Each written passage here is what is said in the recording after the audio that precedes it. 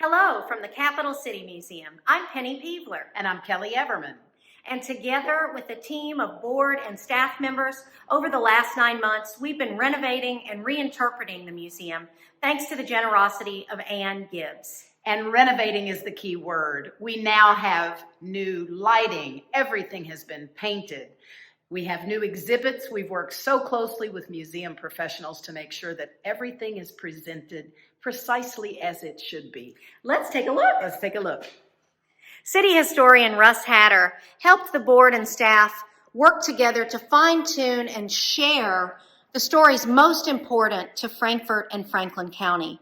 Here you can meet some of Frankfort's citizens, famous and ordinary. You can learn about our statesmen, such as John J. Crittenden, and the legacy of the Crittenden family. You'll see our industries represented, and Frankfort as a capital city. What does it mean to be a capital city? Who are some of the luminaries that have visited here because we are a capital? You can learn of the founding of Frankfort and Franklin County, a bit about native peoples who settled and hunted here for hundreds of years before white settlement. And finally, the legacy of Daniel Boone and frontiersmen. And of course, the Civil War and Kentucky staying in the Union because of the brave Frankfortonians who protected our Union.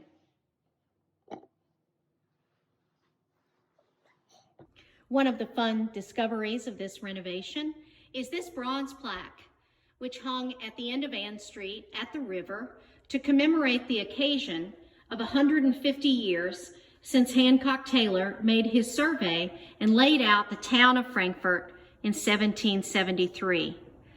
The pictures on the wall above, courtesy the Kentucky Historical Society, are on the top, the 100th anniversary of that commemoration, and on the bottom, the 150th. In the top, you can see one of the forebears of the Singing Bridge there, the covered bridge. And on the bottom photograph, you can see St. Clair Street with the old Capitol in the background, and a parade which marked the occasion and marched in 2 different directions throughout the downtown. Please join us.